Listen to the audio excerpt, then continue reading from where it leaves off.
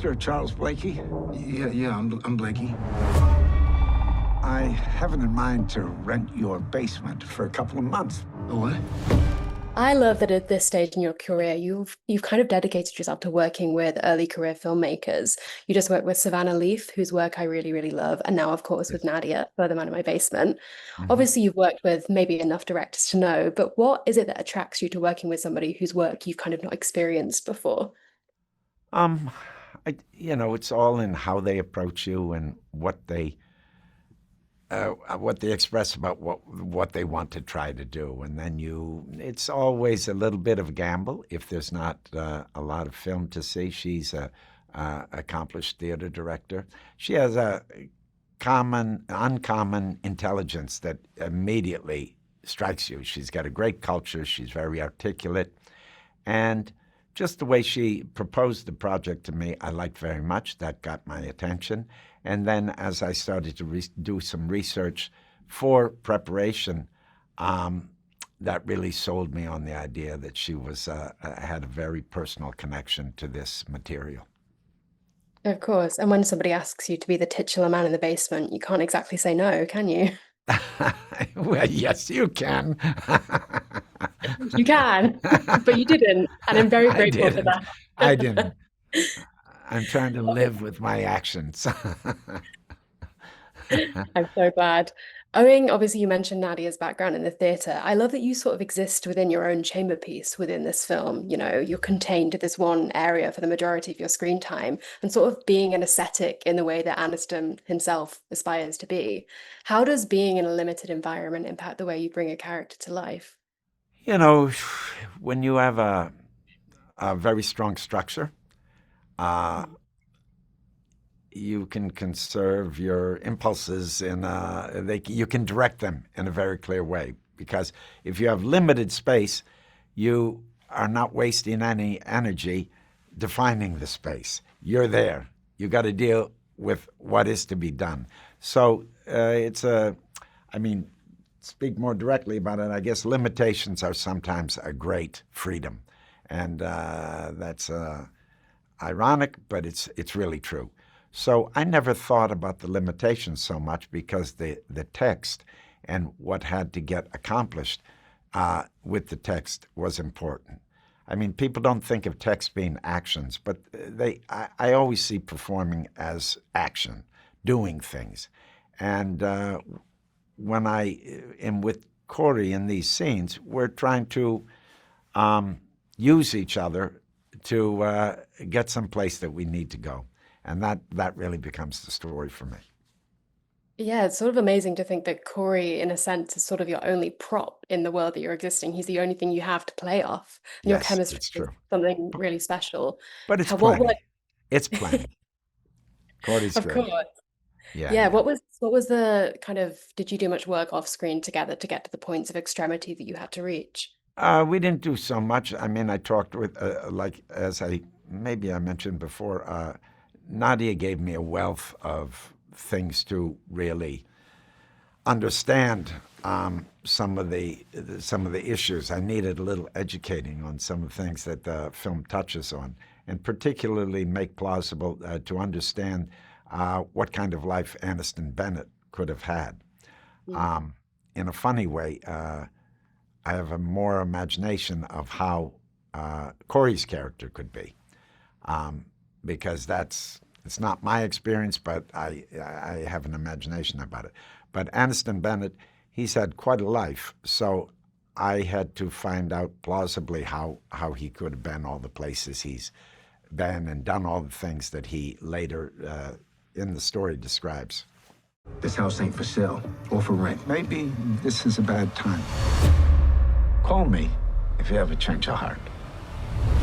Moving from the methodical to the more hypothetical now, if a character that you had played were to knock on your door and request to live in your basement, who would you most, but also least like it to be? I hate the hypothetical. I mean, I like the hypothetical for myself, but I don't like it when it's proposed to me, because it's not my imagination, you know? I'd send them away. No one's welcome. It's your No basement. one's no one's living in my basement. Well, I'm sure there would be people I'd be happy to have in my basement, but I don't even want to think about that.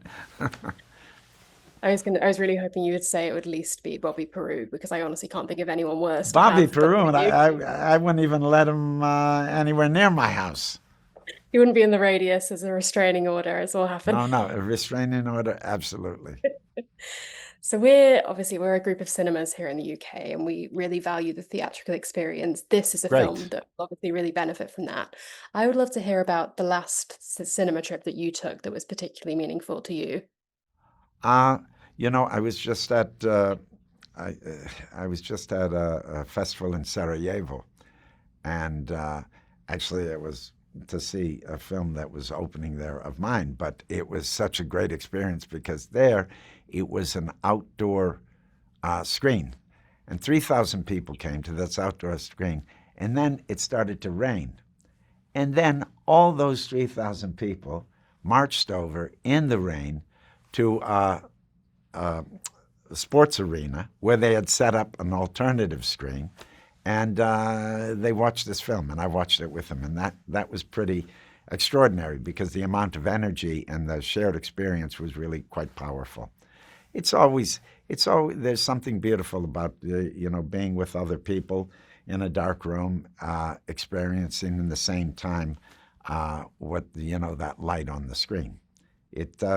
Nothing can come close to it. That's really great. And I guess in a landscape that's so harsh to things like the cinema and kind of any art environment in the world we're living in, the act of kind of physically marching en masse to go and watch a film is such a beautiful image. That's amazing. No, it was beautiful, and they probably because of their difficult, fairly recent history, they appreciate cinema in a way that maybe in other places they don't. For sure. With a film like The Man in My Basement, what about it do you think people should come to the cinema to experience?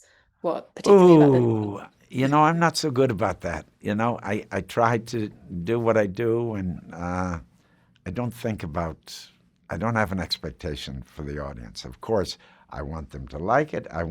You want people to love the things that you love. But you don't want to think about it so much. You really have to do it sort of for yourself. That doesn't mean you don't care about the audience. I do very much. But I think if you think about the audience too much, you start to point outside and you start to interpret. And I'm not as much into interpret or conveying a meaning or giving a message as much as having a personal experience that, is probably the actual doing is much more articulate than anything I can craft or imagine conveying to you.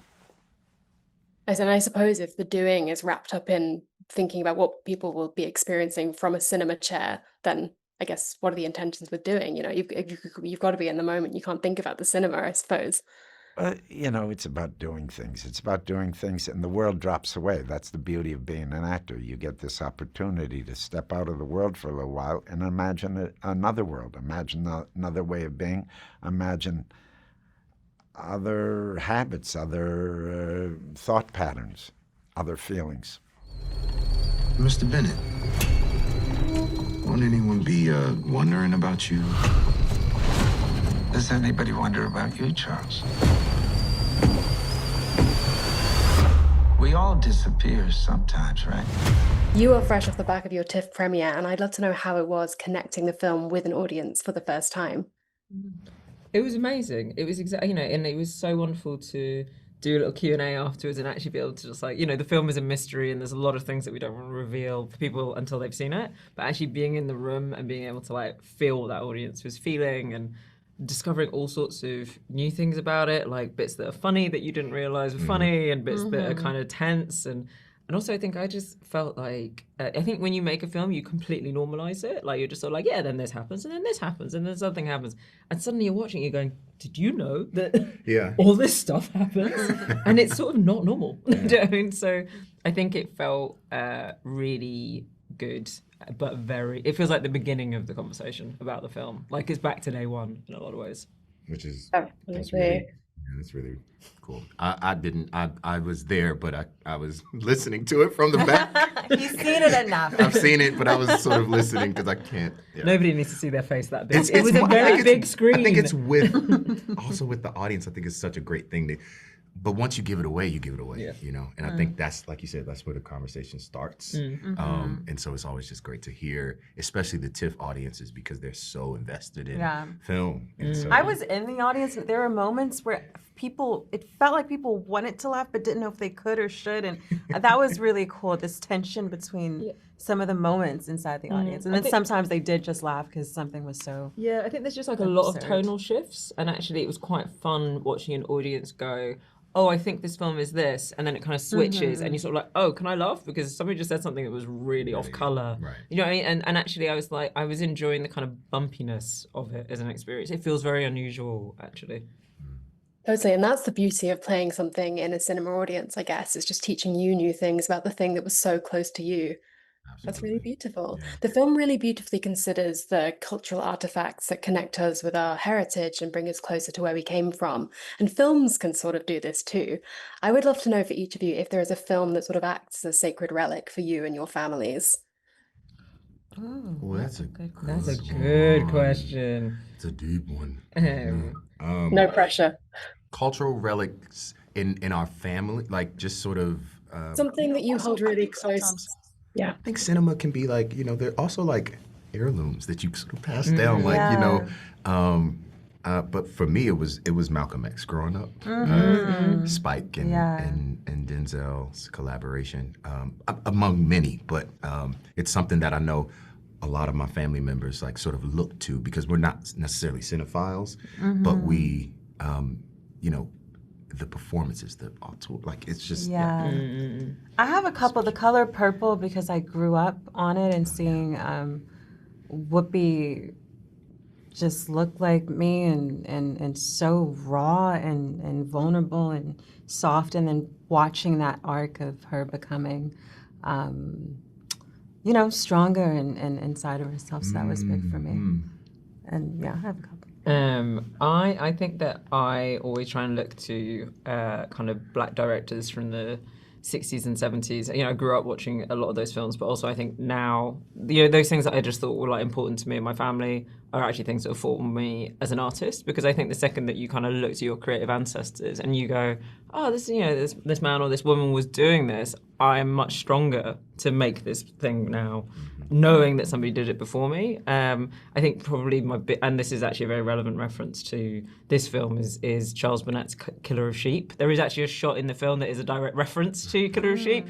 I've told Charles Burnett this. He has given me his blessing, which was very, very nice. But That's amazing.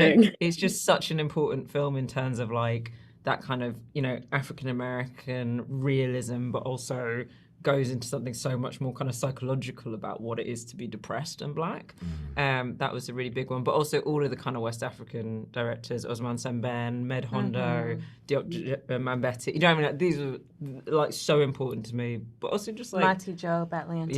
Yeah. But and also like don't underestimate just like kung fu films. I'm going through a big kung fu period. I'm like rewatching. Is that your heritage? No, but it's like when I was little, because I grew up, we didn't have cinemas, and we were all trying to watch films together. We would like screen films on a sheet in my garden, and it was always Bollywood films and kung fu films. Really? Because everyone can watch it. You know what I mean? It's like kids like them. Of course. It brings people together. Oh my God, I tell you, I'm going through a Sammo Hung period now. It's just so good. They're so good. That's really sweet. So good. Just All of like, these together is sort of the ideal movie marathon in a way. Yeah. You can work something out. Exactly. Why'd you choose my house? There's some answers you don't need to know. You seem tense, Mr. Blakey. Just tell me what you did. What is that? Just to bring us home, what for each of you is the reason why people should come and see a film like The Man in My Basement in the theatrical environment? Ooh. That's a good one. Films should only be watched in a theatrical environment. I like the phrase "see it on the biggest screen possible." Yeah, Do you know what I mean? Just like, what's the worst way to watch a film? On your phone. What's the best way? On a cinema screen. You know, I They're agree. so obvious too, like the soundscape of it really got, there was one point I was like, this is too, a little bit too much. Yeah, so the sounds is really, you know, like a character, an experience within it. It is, and it also, I just feel like collectively, the moment when you get to experience a film with other people, it's very easy to watch a film on your own and have your own sort of, but that's why we go to the theater. That's why we go to the movie theater. That's why that collective moment when the lights go down and you're all making a pact to sort of embark on this creative journey, and we'll see sort of what scares you or what scares me or what unearths things in me, because we all come from different places and we're dealing with some touchy shit. So let's all jump into this river together and figure it out. And I think that's really exciting. That's why festivals are exciting. That's why what we do is important, all of us. And so, yeah, I think people should see Man in My Basement in the theater, because it's one of those bring your popcorn and lean in kind of things. And for those who can't, they'll be able to see, you know, because not everybody can make it to a theater. They'll be able to see it in their homes as well, on Hulu. Tell me who you are, and I'll kill you! Why are you here? Why are you here?